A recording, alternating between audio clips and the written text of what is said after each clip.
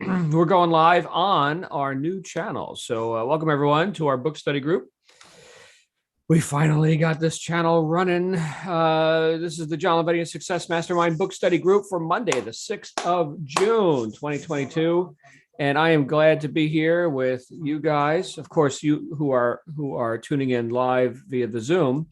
You don't need the YouTube channel because you're here with us live on Zoom. But tonight we're starting our review of Bob Proctor's international bestseller, You Were Born Rich. And I first received this book as part of my Born Rich learning system from 1988, maybe. I don't recall. You can check out the hairdos if you watch the videos. Any of you have been through the Born Rich learning system? No, just me. Okay. So it was on VHS tape and cassette. All right. So you get the video and the audio to accompany the video, which is just the same audio, just no video there. And you get the book, and you get the action planner, and you get a gold card to make sure you got a gold card. Okay. And this all came in a big clamshell case and everything. And then he later re-released it on CD and DVD. Right. We went digital. Right. Digital. And then, and again, it came in a big clamshell case with the book. So anyway, I've collected a few copies of this book without even trying. And I think I showed you guys last time. This is the first copy that I got. So he went ahead and told me to keep going. So I shall do that. But in this book is a summation of the first 20 or so years of his journey, seeking answers to, how he became successful and how to become successful, and how to do that in a very practical is the word that comes up for people when they dig into this writing. And of course, Bob's style. If you've ever heard Bob speak, I've heard him speak many times. I've done events with him, and he's very conversational. And I will credit him with having influenced me to be conversational and as practical as I can be, rather than trying to sound like learned or scholarly or pedantic or something, right? It's just like what actually works on the street. So Bob's one of the guys that I got that from. And in this book, You Were Born Rich, which I can immediately argue with. Well, no, you don't understand. I was born broke, right? Okay, so great. He goes right in, and right out of the gate, he starts giving us ideas for use. So what I want to do is, and I think we all got the PDF version of this, right? So, which was a free download from Proctor Gallagher. Actually, it's his business partner, Gallagher, who has republished this with her forward. But it was started with an introduction from Doug Weed. Which, did you guys read this? Did you read the whole thing?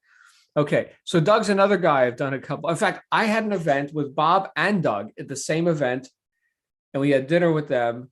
Doug was an advisor to former President Bush and other business leaders and stuff. He did some work with Amway Corporation back in the day.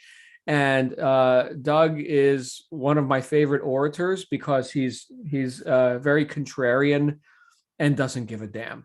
He just spits it out. So if you've ever heard Doug Weed talk, I think you could appreciate his approach. He influenced me as well. But I'm going to go ahead and share my screen and just talk about a little bit of what I got just before we get into the actual chapters. And I'd love to hear your thoughts on this, because having known these men personally, this perhaps a few things rang for me that may or may not have crossed your mind. But anyway, here it is. Bob Proctor, You Were Born Rich. What was it? 1984. 84. So this was contemporaneous with the Born Rich learning system. Okay. So dedicated to Linda, that's his wife, who actually got involved in a network marketing company that I did some work with for a couple of years back in the 1990s. Anyway, here's the forward from Doug. It just hit me. I know some of you, if you know who this person is, you probably got a chuckle. Bob Proctor collects thoughts like Imelda Marcos used to collect shoes. I actually had to remind myself of who that was. And I went ahead and looked her up, look up Imelda Marcos. And here she is, Filipina politician and convicted criminal. Well, big shocker, who was first lady for the Philippines for 20 years, during which she and her husband, Ferdinand Marcos, stole billions of pesos, 176 from the Filipino people, amassed a personal fortune estimated to have been worth 5 billion to 10 billion by the time they were deposed, and about 3.6 billion had been recovered. So there you go. So she apparently was a big fan of shoes. I just thought it was funny that Doug would bring that up. So here, and he says, it lies the great value of this book. You can instantly apply the conclusions to your own life. So don't expect to like be 100 miles down the road before you start actually applying this stuff. It's all about practicality, practical use. Then we get into Gallagher, and a couple of the comments that she made, and one that really affected her because she was a lawyer and she had gone to a Proctor seminar, and it changed her life to the point where she questioned everything. This thing that Bob said was most people are extras in their own movie. And she realized, wow, I'm not even a star. Everybody else is the star. Always they're the star, not me. Right. So whose life am I living? And at 43 years old, she uprooted herself and decided, I'm just gonna work with this guy, Bob. And so now I can appreciate that, because when we get these ideas sometimes that are so life-changing, it can have such a transformation where we feel like we can actually experience a 180-degree turn. Now, she didn't forget how to be a successful professional woman. She just completely changed where she was channeling that energy. And I know a few of us here have been through that sort of a shift in consciousness, and perhaps, having found, a path or a teacher or a doctrine or something where we can devote ourselves and we just know it's right. That's the kind of experience that she had. Okay. So perhaps you can relate to that in some way. But here's what she said. That journey is not going to begin as if you're walking through a beautiful flower garden. Okay. So you're going to be confronted by work, opportunity. What did Henry Ford say? Most people balk at opportunity because it's dressed in work clothes or something like this, right? So you're going to experience resistance.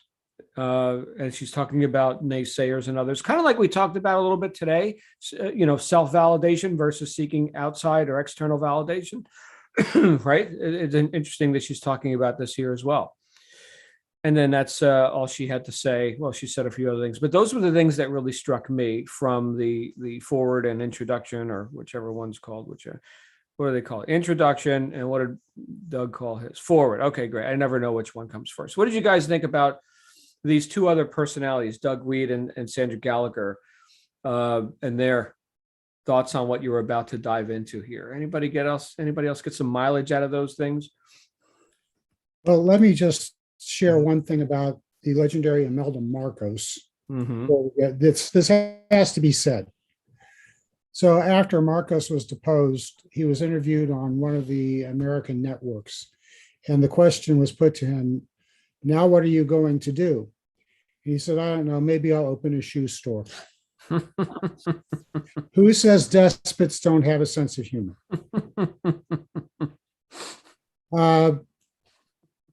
I was at the same time blown away and grounded by not only what has been discussed already in the introduction to the forward, but also what we are about to discuss.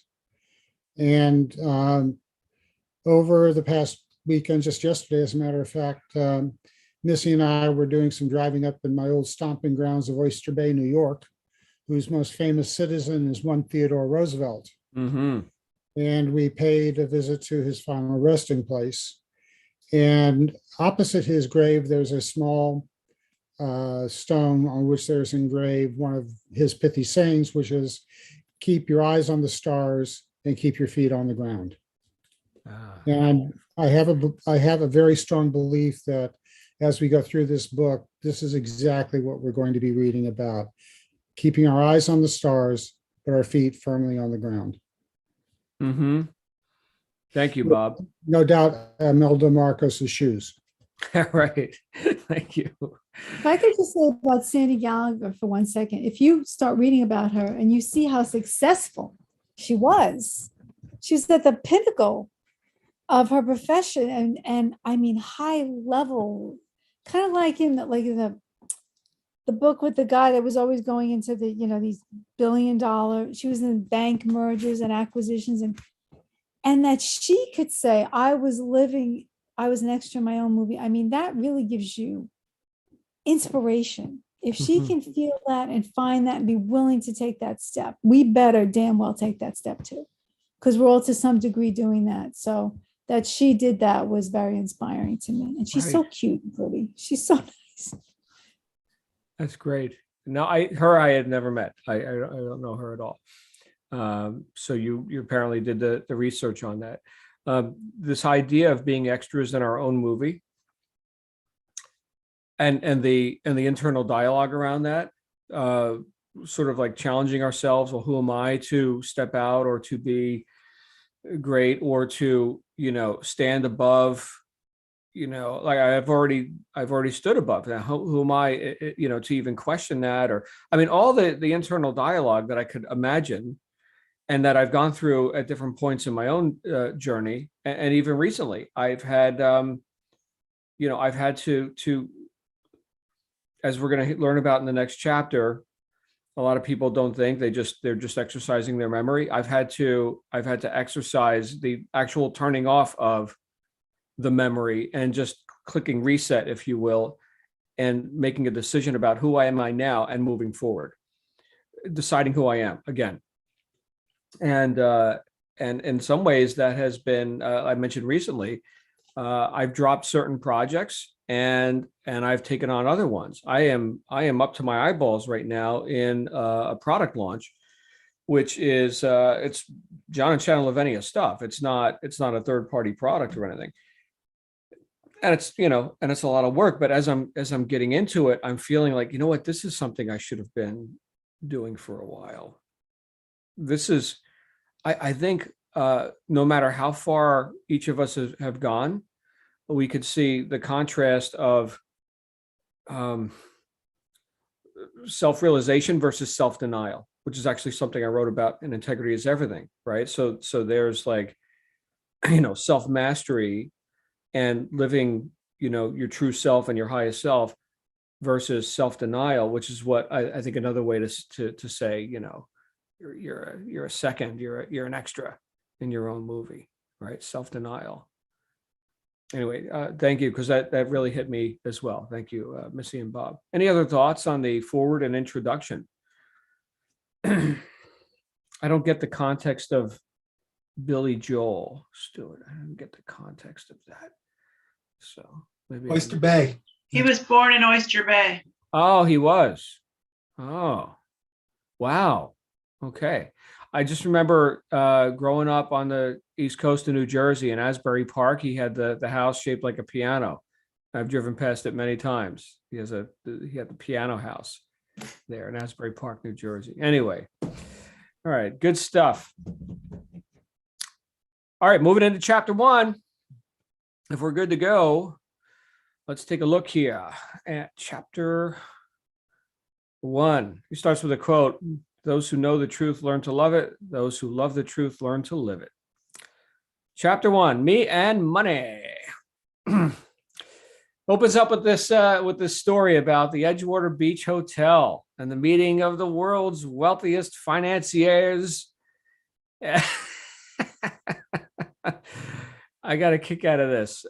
Actually, it's not funny at all, but he's making a point right out of the gate that your relationship with money, while it's super important, we're going to talk about that, it's also not what you want to compare yourself to these other people and assumptions and all of this stuff, because it gets ugly, right?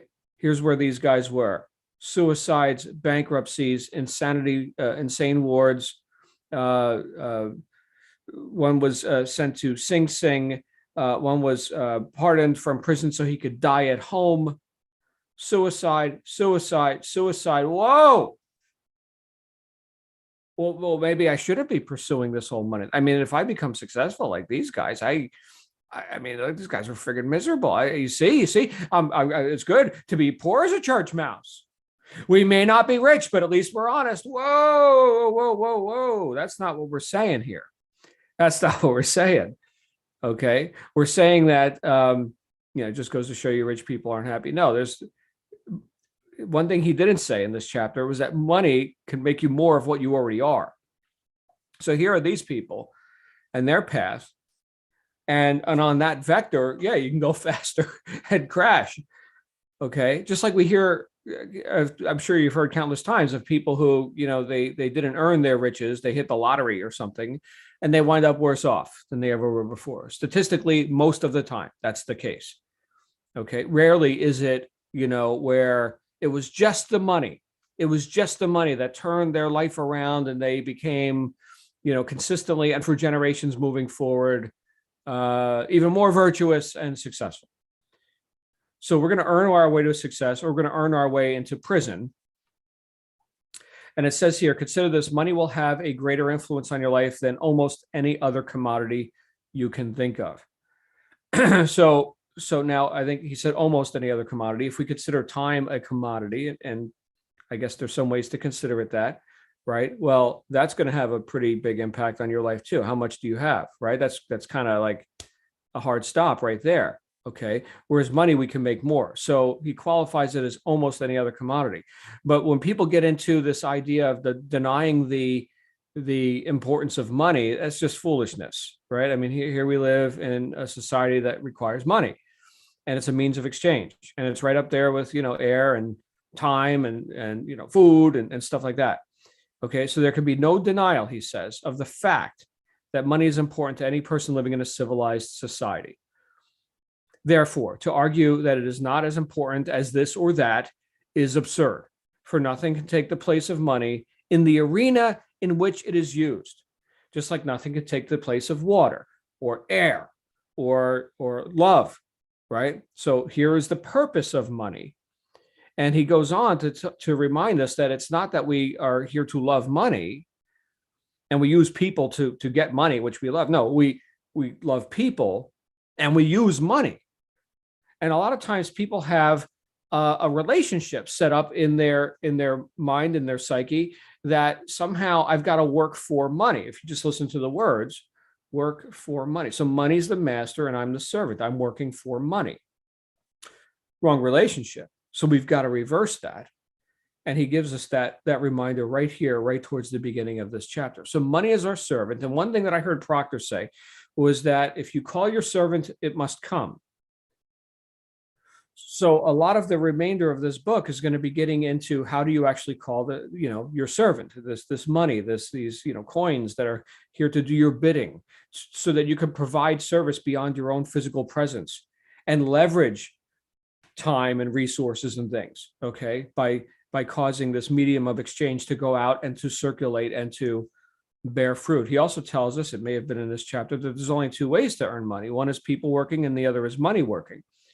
You didn't get to that part yet, but here we go into the whole idea of circulation. And I like to think of the metaphor of, blood circulating. We all have, if we're all here live right now listening to this, we all have an operating circulatory system. And if it was not circulating, the blood would die and ultimately, body death. I don't know, does that take a few minutes, but how long can you go without circulating? I don't know. I'm not a doctor. Okay. But same thing here with money, is that it's only valuable when it's doing the work, when it's circulating, as long as it's being used. He gave the example of, he has the coins in the jar. You guys read this. Hopefully you did. And then he gives the jar of coins to one of his nephews or, one of the kids in the family, and they get to go and have a little field day with the coins after they come. But while the money is sitting there in the jar, it's doing nothing. It's worthless, basically. And he also gave the example of old Bob, Joe, the guy with the garbage thing, and he's right? You guys read about this, where when he died, they cleaned out his house and he had $100,000 sitting there, not in circulation. Here he is, Mr. Chapman, right? So in this way, he was concerned about losing his money. In other words, he was a hoarder. But just like Job from the Bible, right? That which I feared has, visited upon me. And here is this guy who was thinking, well, if I, spend this money, right? Or if I, maybe if I invest it, I lose it. Or in other words, the considerations of loss. Therefore, let me stagnate it. Let me have it sit here. And guess what he got to do? He got to live like a pauper, right? I wouldn't want to lose it because then I would live like a pauper. So he just lived like a pauper. So it's got to circulate. Now, he also said, please note that when I suggest money should be kept in circulation, I do not mean it should be squandered. And this is sometimes the argument of spendthrifts, right? I had a mentor back when I was becoming successful in direct sales, and they taught and demonstrated how, prosperity consciousness means that, you just assume the gravy train keeps coming, because as soon as you stop spending money and stop, throwing money at things that you want and being spontaneous and stuff like that, then that is an admission of lack or limitation. They both ended up with broken families, divorces. One of them is millions of dollars in debt to the IRS and hiding in another country. Their businesses are gone. So, but that was the training that I got, right? Which is why I ended up with, 5 cars at one time. And sometimes I say that to people, like in business coaching settings and stuff. At one point I had $500,000 worth of cars. I couldn't even fit them all in my garage, including a Bentley, a Maserati, a Range Rover, right? All at the same time. And I don't say that to impress you. That's not called, advice. That's not called, look at me, I'm awesome. That's called, look at me, I'm an asshole, right? That's called, I'm an idiot. That's what that's called. All right. So don't do that. Okay. That doesn't mean you don't celebrate. Hey, you like the Maserati? Well, then, get the Maserati. But as he says later in this chapter, I believe it's in this chapter, there's 2 ways to make money in the whole world: people working and money working. Well, one of our contemporaries here, Robert Kiyosaki, talked about how you can have earned income and you can buy assets to the point where you've got capital gains, and then the capital gains pays for, you want toys and what, Maseratis, whatever, fine, but not because you need to earn the money. Okay, you do it with capital gains. So this is a more mature approach where we're actually leveraging people working and money working, earned income and capital gains. So anyway, these were some great reminders for me. I highlighted just a couple other things, and I'm going to shut up in this chapter. People who are wealthy never feel uncomfortable when the subject of money is brought up. Now, I know a lot of us came up in families where you never talk about money, especially in front of the neighbors, right? So like a taboo sort of a thing. In fact, in my first book, I remember talking about it like, like fire, like we're cavemen, and like money is like our fire, and it's scarce, and we got to go battle with other tribes over it, right? So it's not a comfortable thing. And like if you take my fire, then we have to have war and stuff, and only special people who know how to do the magic rock and stick trick, right? They can make the fire. I can't make the fire. So all this scarcity around it and mystery. And I think with ignorance and superstition, and the two go together, then we're going to find discomfort when the subject of money is brought up. But what are we again talking about? We're talking about a medium of exchange. In fact, in modern times, how many of us are actually using real money? None of us. And look, there's not one country on the planet who is using real money right now. It's all fiat. It's all by decree. It's what fiat means, by decree. Right. So yeah, there's a lot of weirdness around money because it's been debauched to the point, not just psychologically and conversationally, but actually, when we talk about central banking and stuff like that, where it's a game where you didn't choose to play, and the rules that were put in place are also a source of discomfort. So what I'm thinking he's going with this is that we've got to learn to be cause over that game. We cannot remain just the effect in the game. We've got to find what part of that can we be effective in? Where can we be cause? And this is something my mind goes back to again and again and again. Because if anything, I feel like I'm at the effect that I'm lower, that I have to work for money. I'm the servant, it's the master. Well, now there's a point of discomfort there. Slavery sucks. Okay. So I think we all got that. And look, if we are living at the effect of money, at best, we're extras in our own movie. At best. Okay. So I think that's all one more thing. Fear not. If you want to have money, one thing you should never do is worry about whether or not you will get the money you desire or whether you will keep it. So he talked about some techniques here. So with the visualization, and he also gives us the counter idea to that, which is worry doesn't profit you ever. All right. So you got to clear that stuff out. That is not going to serve you. And one of the ways to do that, like Napoleon Hill said, okay, I think we've all read Think and Grow Rich. Okay, we must close our minds tightly against negative influences, including those which come from, shall I say, ignorant but well-meaning people. Okay, so we've got to be able to trust our own instincts. Just like Sandy Gallagher was talking about, my life changed I heard this guy, next thing you know, I'm working with him, and changed their whole life, right? So it's that inner knowingness that drives us, is that sort of North Star, that internal guidance.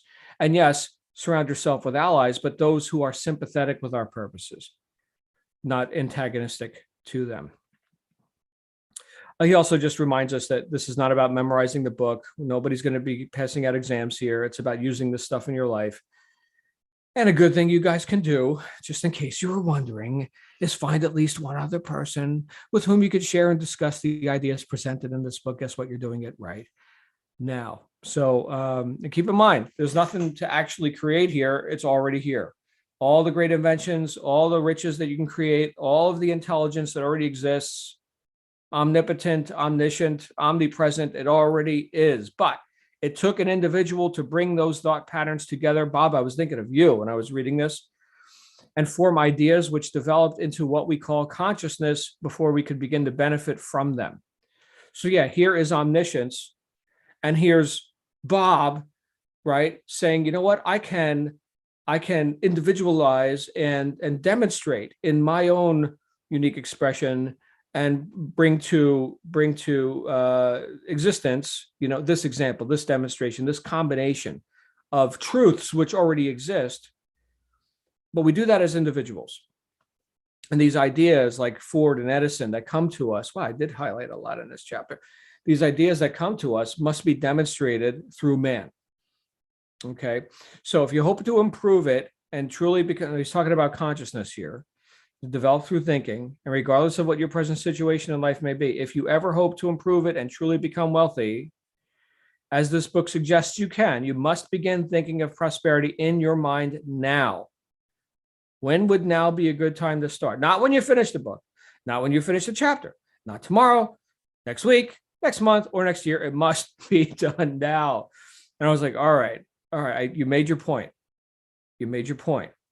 So now, meaning present time, because we'll never have better circumstances or more congenial, whatever, that now we can say, oh, well, now you see, I'm prepared. No, nobody's ever ready for this.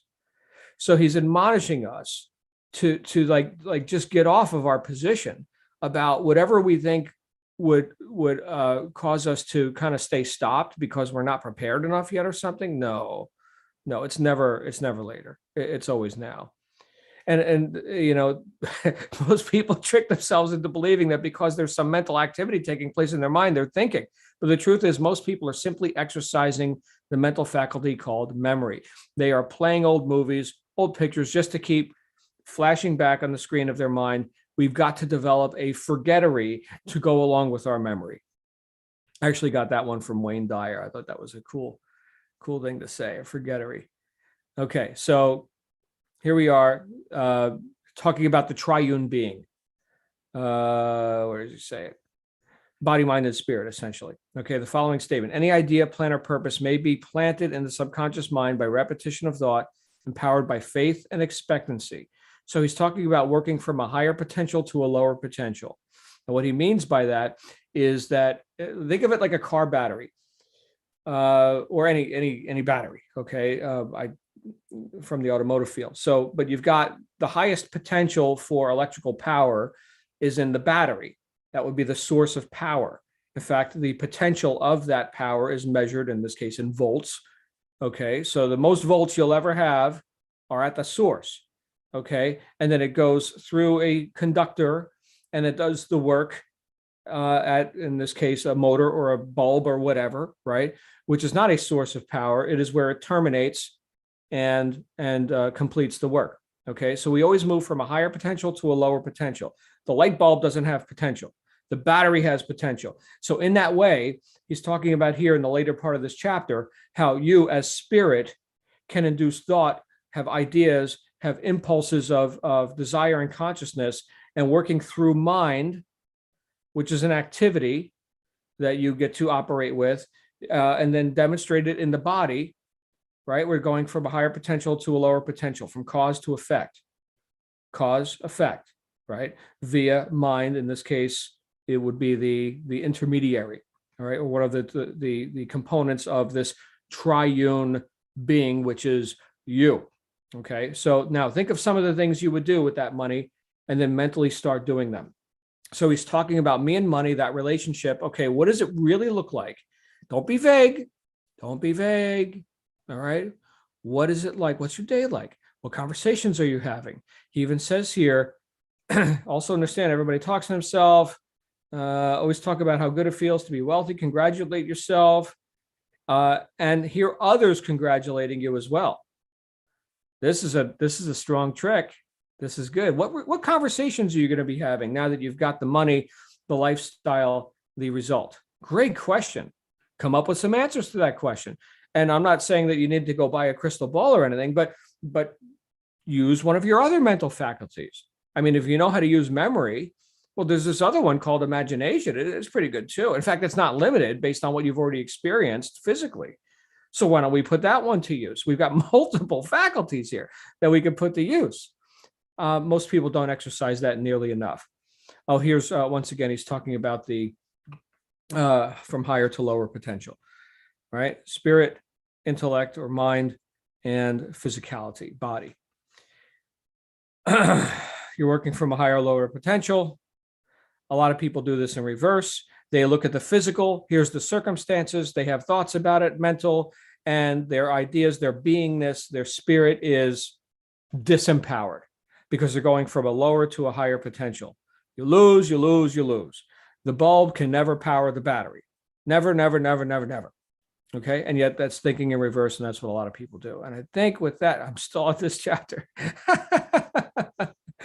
All right. I don't want to just talk all night.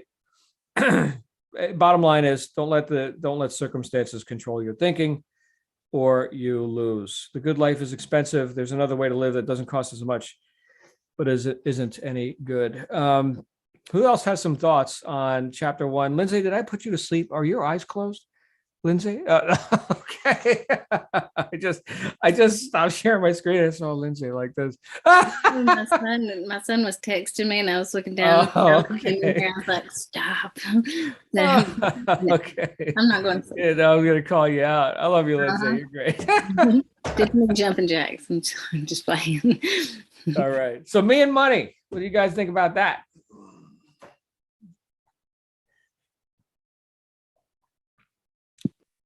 Nobody? Listen, people, if you don't talk, Missy, Here comes Missy. I jump in. There's a feeling that is so good that when you study about mindset, you read these books, and it starts to go in. And then for me personally, in the last 2 weeks or so, an elevated feeling has come to me, which has not diminished. It is not. I would get it, a spark would come, and then I would go, and then when the next, but something, there's a change that comes upon you, and it doesn't matter that I dropped the fork. I didn't have a fit. Oh my God, I dropped the fork. I didn't have a nervous breakdown.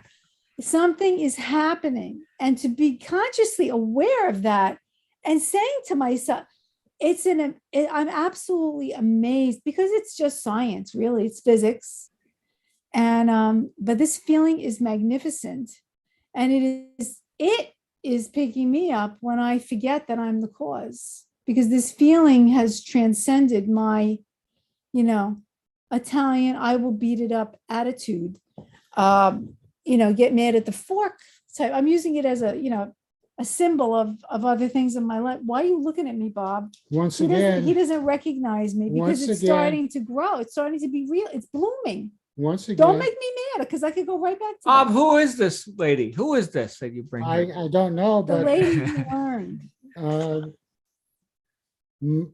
much preferable to No, I was Yeah, good yeah. then too. No, don't say that. I was good then. consistency. Yes. Yes. Yes. But consistency ceases to be a virtue when one is consistently wrong, and now you're being more consistently Yes, right. that's right. I'm not upset at all by what you're saying. Yes. No, it's true. No, but if you haven't gotten the feeling and had it sustained, John, I know everybody has. Probably I'm the last one. Because I'm probably the least calm out of everybody here in most circumstances. That's just my energy. But now I'm going to, I didn't realize I could control that energy. Mm. And my father was very like that. His father was like that. I'm very Italian. But to know that I can be the cause and not the effect of my own emotions, improper emotions, I would say. There's a time for that. If you're under attack or somebody's chasing that, then that's the time for that. Not when you drop the fork. Right. So I feel so stupid sometimes being the age I am, but there's no age. It's just a matter of becoming aware. And that's what has happened through this platform, through you, through my dear friends, through my husband. I know you told me this, but it takes a while to get through the thickness. So just thank you, everybody, so much. It's just, Wow.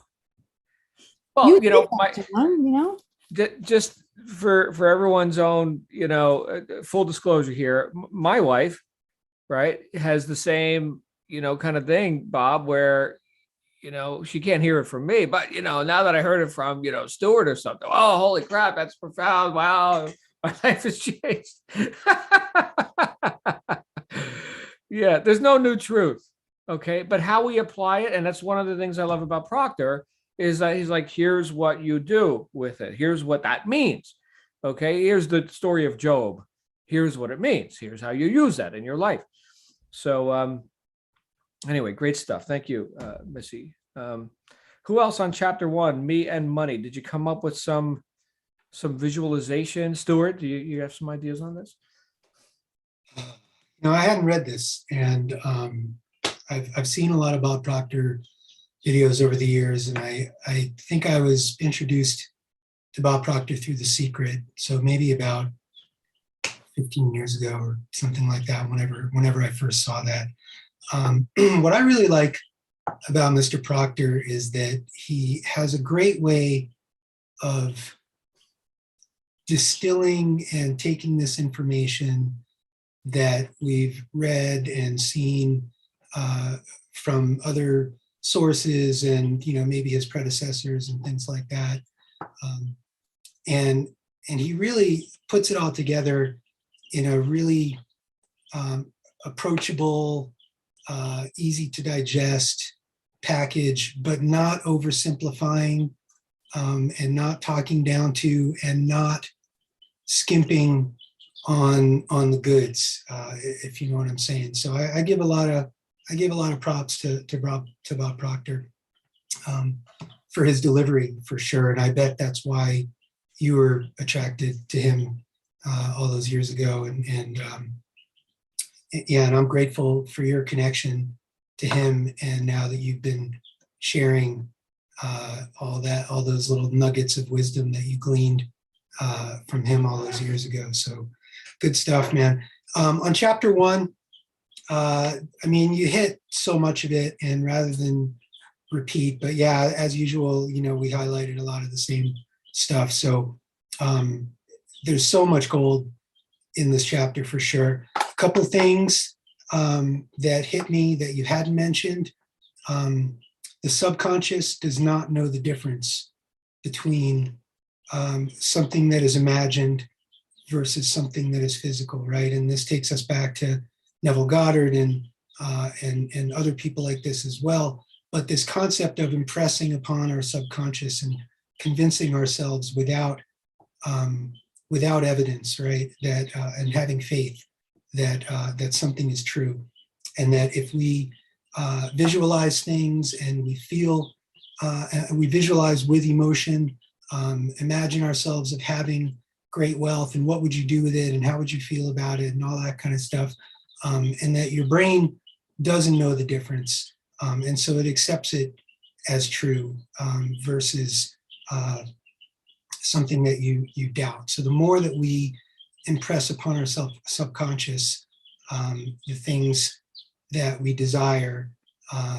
kind of like prosperity consciousness that he's talking about, right? The more that you just think about money in a certain way, then you're not uncomfortable about it. You don't have a hard time believing that you have it or that you're worthy of it, or anything like that. So I really appreciated that. He mentioned something about that we need to develop an understanding of how we've been conditioned and why we're getting the results that we're getting, and how we can change our way of thinking and conditioning, right? So again, I think this goes back to the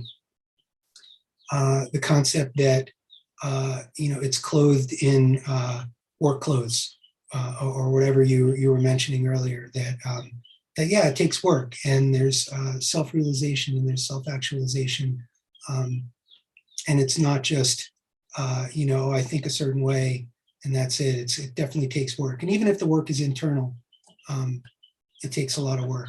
And then there was one other thing that I did here. Oh, the present state of your bank account, your sales, your health, your social life, your position at work is nothing more than the physical manifestation of your previous thinking, right? And so in order to change the situation of those things, right, we have to change the way we think about them. Right.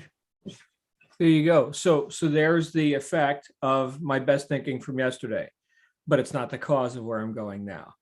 There's the line we got to draw. That is beautiful. Thank you so much, Stuart. Lindsay, and then Janet. Hey, Lindsay. Hey, I was going back. That's what was going through my head, Stuart, was that you can reject anything.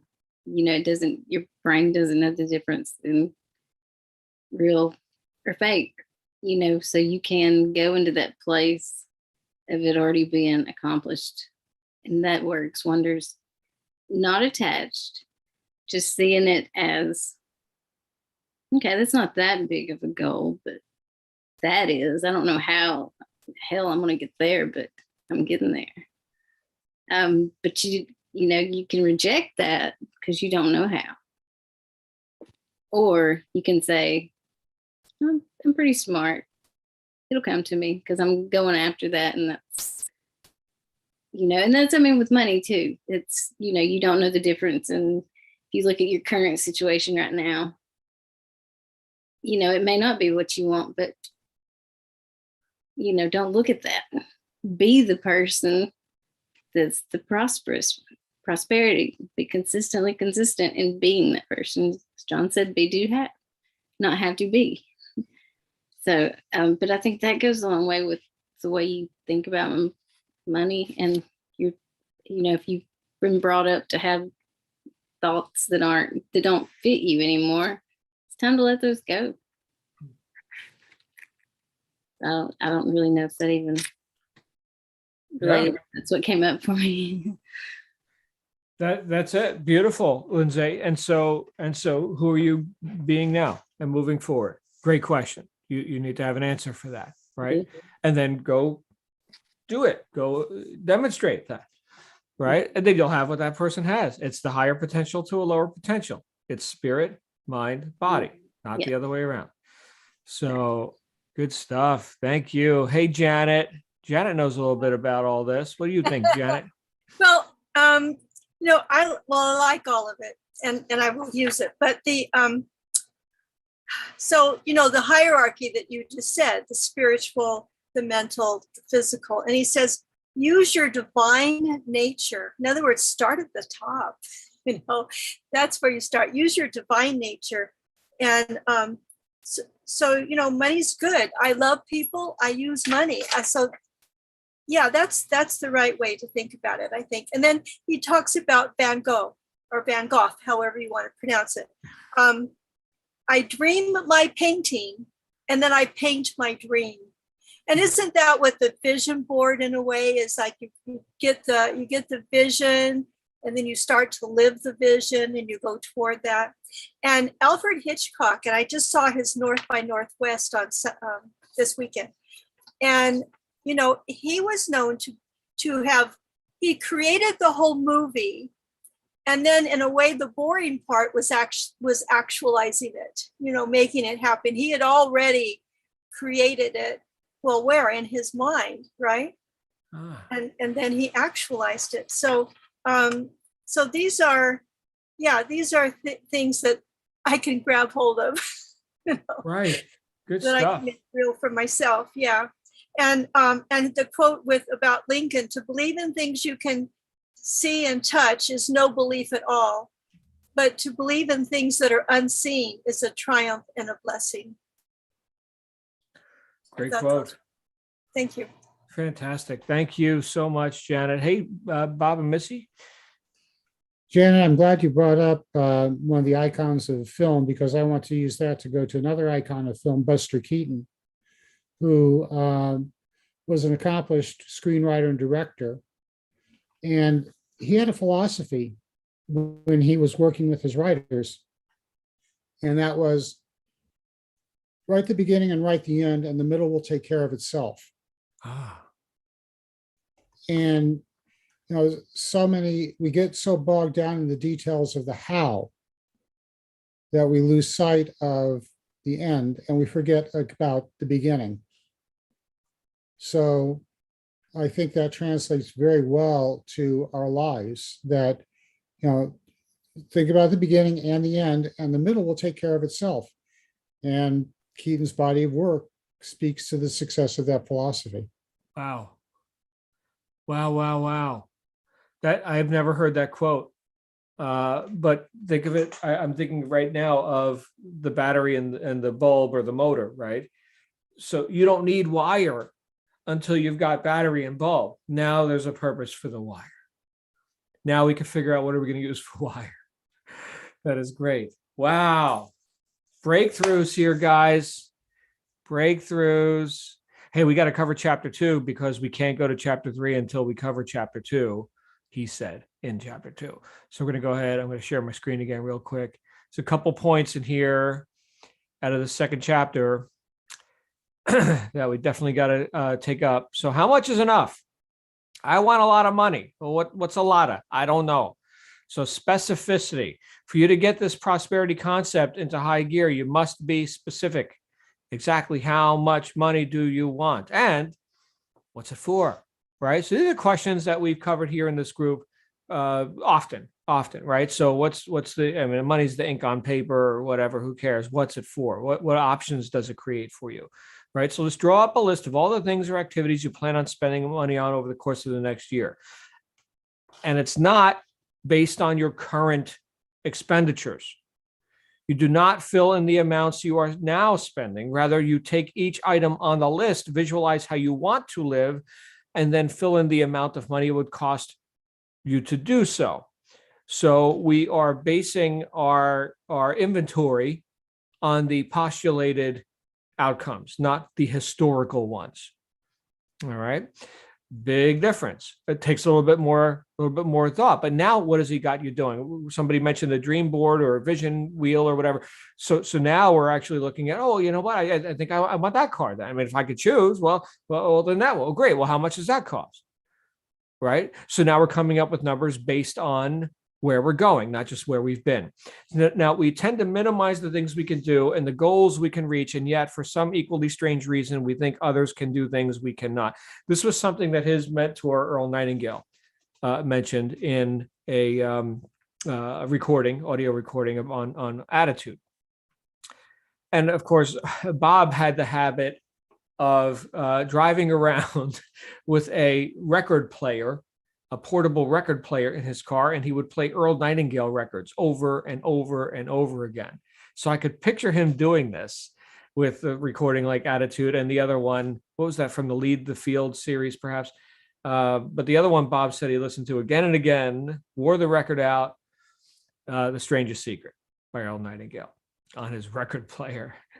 But think of this. Here we are, and how self-diminishing, how egotistical to think of ourselves as we can't, but others can. This whole idea of comparison, which we can so easily assume, a deficit or disadvantaged position, and it's all based on total poppycock. I mean, it's just blind assumptions that obviously don't serve us.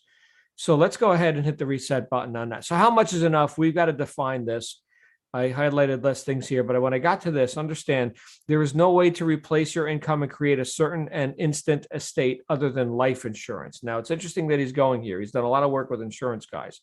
And statistics indicate that although most people are insured, the vast majority are dangerously uninsured. So this is something where he's admonishing us now to set our affairs in order. We're not saying you're going to die tomorrow or anything, but in case you did, okay, do you have these mechanisms in place for your wealth creation to continue without you even being there? Okay, now there's a couple of different, and we don't have time to take this up, but there's a couple of different forms that this comes in. There's two basic philosophies that I've heard. One is to buy term and invest the rest. Okay, and the other one is whole life or universal life, where you've got basically your own bank, your own savings account. And you can have combinations of those two different things. But regardless of which path you subscribe to, one over the other, the idea that you can have safeguards in place, and this was also right out of, you guys remember reading The Richest Man in Babylon?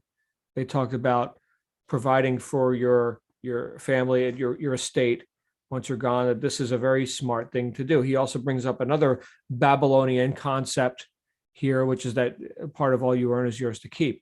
But this is one thing that he said, definitely you want to go down this road. And I don't know how many of you have attention on that, but it's definitely something to look into, whether you're just buying term or you're getting into, more of being your own bank with that sort of a thing. In fact, in our member site, we do have, in our archives, we do have a live event that we did with Brian Fouts, who was the co-founder of Elevation Group, where they're big proponents of whole life and that sort of being your own bank via an insurance vehicle. Okay, so there's that. Keep in mind, there are only two ways. Here's that quote I gave you before. Two ways to earn money: people working, money working. Those are the only two ways. So we want to leverage them both. Here's you're earning money. That's cool. How do we get into capital gains, with or without you being there? It's important questions to ask. Okay, so bloom where you're planted. Here we get into the one of the first laws of gold. If you've read George Clayson's book, Richest Man in Babylon. So how often do you pay your phone bill, your rent, your mortgage, blah, blah, blah? How often do you pay yourself? So the argument here is that you pay yourself first. Okay, this was goes back to ancient Babylon, one of the richest civilizations ever. They all pay themselves first. Part of all you earn is yours to keep. This was the first law of gold right out of that book, which was taken from, it wasn't just something that the author made up. They found the clay tablets, like thousands of clay tablets from the ancient Babylonian civilization, right? And this was part of the lessons that they got from this. I feel like reading, just reading this, I feel like digging into The Richest Man in Babylon again, because it was such an entertaining book for me. If you guys haven't read it, I definitely would say put it on your list. But you want to have a financial independence account. So now we're getting into a bit more doing this, right? A bit more, operational kind of stuff here. But from your financial independence account, you pay yourself first. Okay, so there's 10%. And then from that, you pay your insurance premium, because that's the instrument that creates your instant estate. So that's what he's suggesting here. And he also mentioned later in the chapter that a lot of people, seek help with this sort of thing. You're not an expert with this. I'm not an expert with it. There are certainly people who've put their attention on it more than I have throughout my life. Then we can also have a debt clearance account. So let's say you're in a deficit position now. So yes, pay yourself first. There's the 10%. Part of all you earn is yours to keep. And here's 20%, which leaves 70, by the way, if you're doing the math, okay, for you to live on. But here's 20% that you can now, over time, pay down those prior obligations and clear out that debt. And while doing that, state your intention, your plan, and do it whether people want to agree with you or not. But let them know, look, here is the method that I'm using to pay down these obligations, which I intend to do in full with interest. And this is my plan to do that. And you shall be paid this amount. And that's that. You're not asking them, you're telling them. And he said, hold your ground on this. Okay. So when we pay ourselves first and we have a debt clearance account, that's 30%. Never mind that, yes, certainly we're seeking ways to increase our income, but just based on what we already have, anybody can become financially independent with this sort of a plan. Pay yourself first and time payouts on debt clearance. Okay. He does mention in here that if you think that the way to riches is just to increase your income, well, no, we tend to spend all that we make. If that's your case, right? If that's your paradigm, that's your habit, then you're going to continue to do that. We've got to put in order. And yes, increase your income too. That's nice, but put in order. All right. So from this moment on, never think debt again. That's it. It's all being handled. Remember that has all been taken care of. So just focus on your savings account, watch it grow. Repeat, I am wealthy. Money is good. I use money and I love people, which obviously Janet enjoyed that instruction as well. Now, if you find that the task of getting your financial world in good order is something which you're not able to do alone, go ahead and seek out professional assistance. We do have people here in the group who are, they got their attention on that kind of stuff. Regardless of, whether it's life insurance or whatever, I do have people, if anybody needs referrals, we can have you get in touch with some of them. And some of you are better and more acquainted with that sort of stuff than I am. And that is the end of that chapter. So the point is here at the end, we're going to get into the image maker. But he tells us to somewhere in here, he says, don't assume this chapter isn't for you. Okay, we got to create order. And the order he's talking about is how much is enough. So coming up with postulated, here's what it costs for me to live the way I choose to live. Never mind the past, here's where I'm going. And then let's create order again. Now that we've created order mentally, we've got some quantifiable goals here. Now let's go ahead and put in order financially with multiple accounts and the compartmentalization or segmentation of money before you spend it all. Okay. And then we'll get into creating images to increase our effectiveness. Who's got some thoughts on this? I think much more brief, but important chapter. I see Janet here in the chat. I like that. Take care of debts and never worry about that again. Right. Beautiful stuff.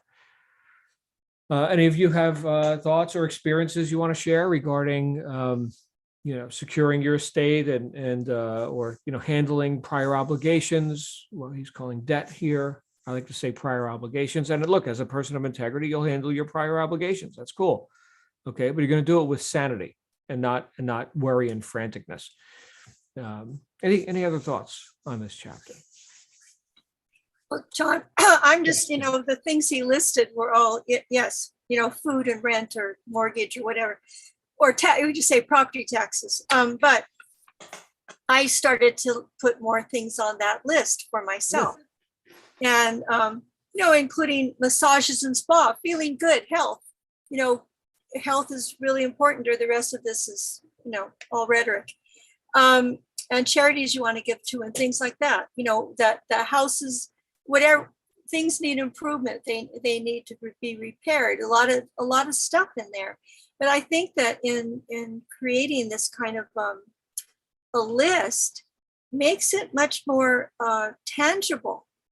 okay, yeah, there are things, not even the 5 cars, but the the things that I really do want in my life, that are actually necessary. And so it's not like, okay, I want to make this amount of money, pie in the sky, whatever. It really is, here's the stuff I would like to have in my life that makes my life better, that makes me better, all of this kind of stuff. What are they? And so they are, in a way, when they're when you have them, not just maybe something or lots of money, but you have them kind of listed out, at least as much as you can think now. It makes it such that you can really, maybe in a way, if you want to say, put it on your vision board, put whatever that you're going toward. This is really how you want your life to be, at least for now, what you can think of. It makes it more tangible, and it's just, I think it's a better way to think of things. Because when people say, well, how much money do you want to make this month or this year or this whatever? Well, it's just a number. It's not tied to anything. I think when it's tied to something and you can imagine it more clearly, you will get there more clearly. Right. Sure. It's much more real. And as rewarding, briefly as it might be to see, in your hands a pile of, $100 bills or something. I mean, that's cool. Okay. But I mean, that gets old pretty quick. I mean, let's say I handed you like a stack of $100 bills. You could sit there and admire it, maybe look at it from different angles. Wow, check out the art, and then it's like, all right, so what are we gonna go do now? Oh my goodness. Thank you, Janet. Any other thoughts on chapter 2? How much is enough? Have you guys defined goals? Have you quantified what does it cost to do this and that? Do you have the vision of that? That's the most important thing.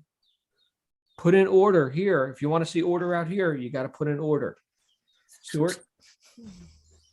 I was going to say that a lot of the points in this chapter brought me back to Think and Grow Rich. Specifically,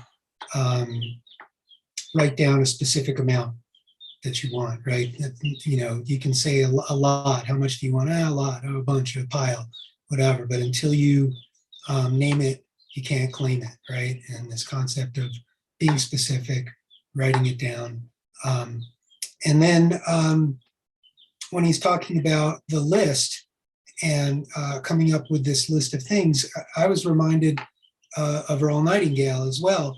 And I'm grateful to you for turning us onto The Strangest Secret back in the beginning of all this. And that was one of the exercises I remember as well, was writing a goal card, putting it, not a gold card, right, but a goal card, and putting that on your wallet or whatever, looking at it every day and reading it to yourself. So that's also the other part of the equation, right? Because the more senses we involve in things, the more we incorporate that into our body. So it's one thing to read something, it's one thing to see something, it's one thing to write it down, then you're speaking it, right? So if you read those goals, if you read that number to yourself over and over several times a day, 2-3 times a day, or whatever it is, paste it to your forehead or whatever you got to do. But the more that just becomes part of your right in your sphere of influence, then you're more likely to create those things for yourselves, for ourselves. Very good. Thank you, Stuart. Good times. Anybody else on this? Anybody else? All right. Well, then here's what we're going to do next. We're going to read 2 more chapters. How does that sound? Right. So chapters 3 and 4, dig into those, but not before you put to use the exercises he said here. And if you don't like currently have life insurance or something, I'm not saying you can't continue reading without getting it, but I would say at least look into, what options are available for you. And obviously we're all different stages of life and, there's health considerations and all this. But what can you do to put money to work for you, in this case, via some mechanisms which don't require you to earn income. Okay, where you can start to create order in terms of for posterity and also in terms of handling those prior obligations. All right, so that's good sound stuff. And I'll tell you, as not sexy as that sounds to me, like accounting and whatever, and like dividing up amounts, order, I love it. Right, it's way more emotionally pleasing than the worry and mystery, the state of mystery, like I talked about before with the caveman and fire. Right, it's like that kind of sucks. That's a crappy experience of resources. Right, I think you're more resourceful than that. Anyway, 2 more chapters. Let's get back together in a week. And we are going to be getting together tomorrow for our members here on General Session with Stuart Wild, and he's going to be broadcasting live on our brand new YouTube channel, which has 0 subscribers. So actually, I think Stuart, you subscribe to it. We got Stuart as a subscriber. Anyway, we got a brand new channel, and so go ahead and tune in with us tomorrow at noon Eastern, and we'll have fun with that. Anyway, Where is it just JLSM? What's the station? it's what's JL the- Success Mastermind, but you're here on Zoom, so you don't even need to bother with that. But we're gonna be hooking up all the recordings are gonna be going into the new channel because I'm repurposing the John Lavenia channel, and I'm coming out with another one as well, which I think you're gonna like, Missy. You're gonna see what this channel is. It's gonna I'd like to tell to my nephew. It's I gonna like be my cool. nephew. Okay, good. But what- Good. Do that. Just can you put in the address quick and I'll. Maybe my I probably can't phone? while we're doing this broadcast, but I'll text you. Or Alright. something. Yeah. Okay. Thank you. Very good. Love you guys. Thank you. You're awesome. See you Send it real out soon. to all of us, John. What's that? Send the address to all of us. Don't just text her. Okay, I'll do that then. Very good. Yes, I'll broadcast it far and Thanks. wide.